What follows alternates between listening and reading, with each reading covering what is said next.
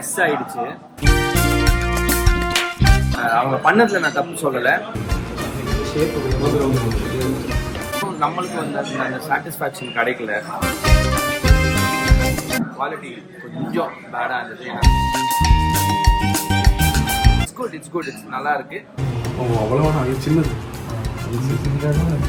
உங்க காஸ்டியூம் பார்த்தாச்சு. அடுத்தது என் க்ரூமிங் போய் பாருங்க.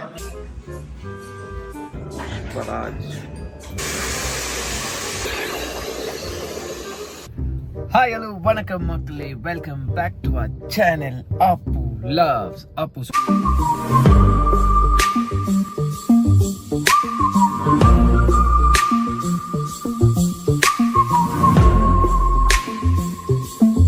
ஸோ எல்லாரும் ஹெல்த்தியாக சேஃபாக பத்திரமா இருக்கீங்க நம்புறேன். நம்ம சேனலில் ஃபர்ஸ்ட் டைம் பார்க்குறதுனா மறக்காமல் சப்ஸ்கிரைப் பண்ணுறேங்க, அந்த பெல் பட்டனையும் அடிச்சிருங்க. ஸோ இன்றைக்கி நம்ம எங்கே இருக்கோம் அப்படின்னு பார்த்தீங்கன்னா, என்னோடய சூட்டை தைக்க வந்திருக்கோம். இன்றைக்கி டேட் என்னன்னு பார்த்தீங்கன்னா February 5. இன்னும் நம்ம கல்யாணத்துக்கு 3 நாள் தான் இருக்குது. இப்போ தான் வந்து சூட் தைக்க கொடுக்குறியா அப்படின்னு நீங்கள் கேட்டிங்கன்னா, இல்லைங்க நான் முன்னாடியே தைக்க கொடுத்துருந்தேன். ஒரு 15 நாள் முன்னாடி ஒரு டெய்லர் மொத்தமாக சுதிப்பிட்டாரு என் சூட்டை. நம்ம வந்துட்டோம். நமக்கு பின்னாடி தான் வந்து நம்மளோட ட்ரெஸ் இருக்குது. ஸோ போட்டு பார்த்துடலாம் எப்படி இருக்குது அப்படின்னு. ஸோ போட்டு பார்ப்போமா 3, 2, 1.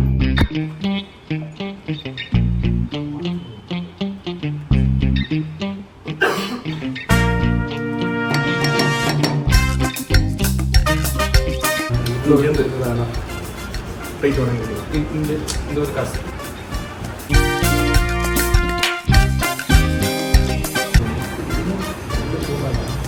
டைட் பண்ண ரொம்ப நல்ல ஷேப் இருக்கு.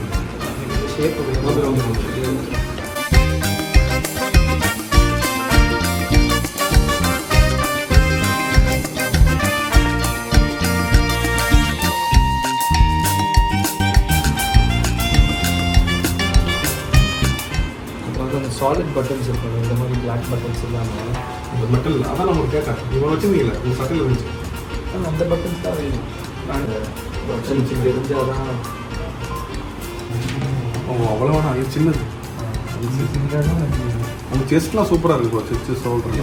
இது ப்ளெயினாக இருக்குல்ல, அந்த டாட் பிடிச்சி இழுத்து வந்துடுறாங்க. அந்த ப்ளெயின் எனக்கு வேணாம். ஓகே, இந்த அந்த ஷேப்புக்கு தான்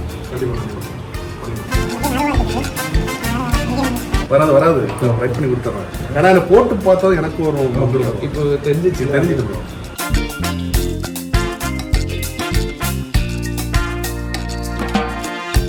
கிளாஸாக இருக்குது. ப்ளூ சூட் அவங்களுக்கு இந்த இடம் வேணாம். அது இருக்காதுல்ல பிளேசரோட.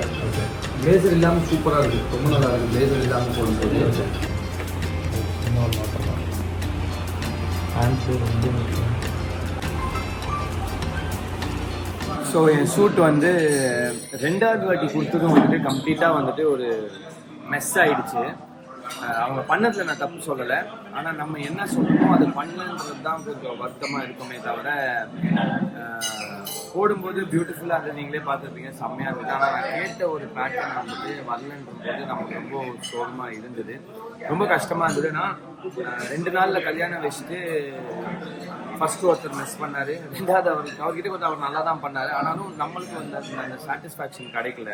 ஏன்னா நம்ம வந்து போய் மெட்டீரியல் வாங்கி நமக்கு ஏற்ற மாதிரி ஸ்டிச் பண்ணணும் அப்படின்னு பார்க்கும்போது நமக்கு ஏற்ற மாதிரி வரல அப்படின்றது வந்து கொஞ்சம் கஷ்டமாக தான் இருந்தது.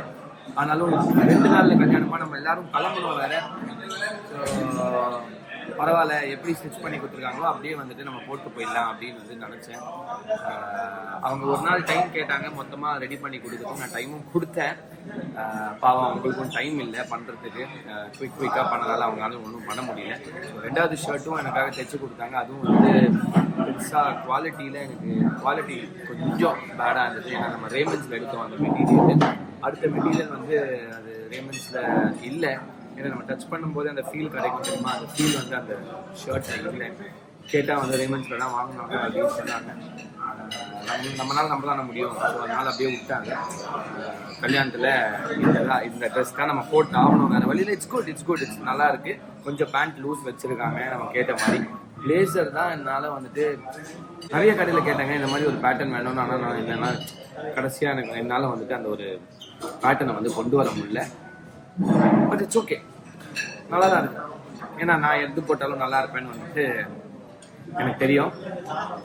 ஸோ காஸ்டியூம் பார்த்தாச்சு, அடுத்தது என் க்ரூமிங் போய் பாருங்க, வாங்க போகலாம். இன்னொரு 24 hours தான் இருக்கு. ஆனால் நான் எதுவுமே பண்ண ஆரம்பிக்கல. ஏன்டா மூஞ்சி இவ்வளோ ஜூமிங்கில் காட்டு பேசுகிறேன் அப்படின்னு கேட்காதீங்க. ஏன்னா பின்னாடி தண்ணி சவுண்டில் பேசுறது கேட்காம போயிடுச்சுன்னா எங்கள் அப்பா அங்கே எங்கேயோ என்னமோ பண்ணிட்டு இருக்கேன்.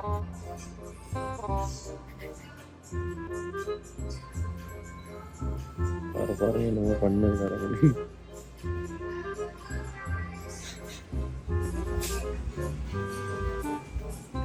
அதாவது எல்லா வாட்டியும் என்கிட்ட சொல்லிக்கிற ஒரே விஷயம், இந்த மாதிரி கண்ணாடி பார்த்து எல்லாம் ஈரமா இருக்கும்போது இன்னும் ஒரு 2 வருஷம் தானே அவினாஷா முடியெல்லாம் கொட்டிடும் அப்படின்னு வந்து நானே எனக்கே சொல்லிப்பேன். மண்டேல முடி கொட்டினாலும் தாடியில இருக்க முடிய வச்சு அட்ஜஸ்ட் பண்ணுவான்டா.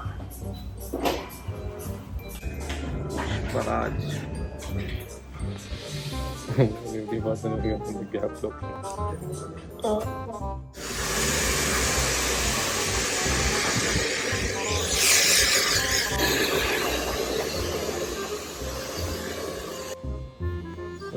இந்த பியர்டை வந்து முடிச்சிடலாம் கதையை.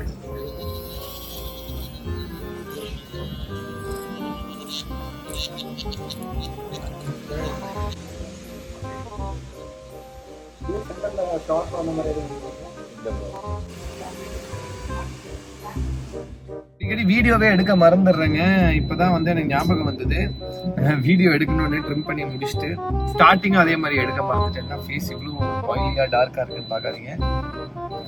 சீரம் போட்டிருக்கோம், ஸோ அதனால இப்படிதான் இருக்கு. ஸோ இதுதான் என்னோட final beard trim and hair style. நம்மளோட க்ரூமிங் முடிஞ்சிச்சு. அவள் தான் நம்ம க்ரூமிங் முடி வெட்டணுமா சேவ் பண்ணுமா அவ்வளோதான்.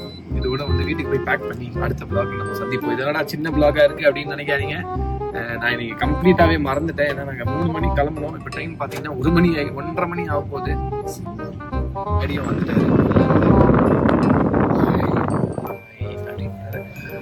ஸோ டேடியும்ப்பா அப்படி லைட்டில் வந்தால் எப்படி இருக்கேன், இப்படி தூரமாக போனேன் எப்படி இருக்கேன், பேடாக இருக்குது ஸ்கின்னு பேடாக இருக்குன்னா இங்கே வந்து பிளேட் போட்டனால பிங்க் கலர் லைட்டா. பாக்கி இன்னைக்கு நம்ம என்ன பண்றோம்னு பார்ப்போம்.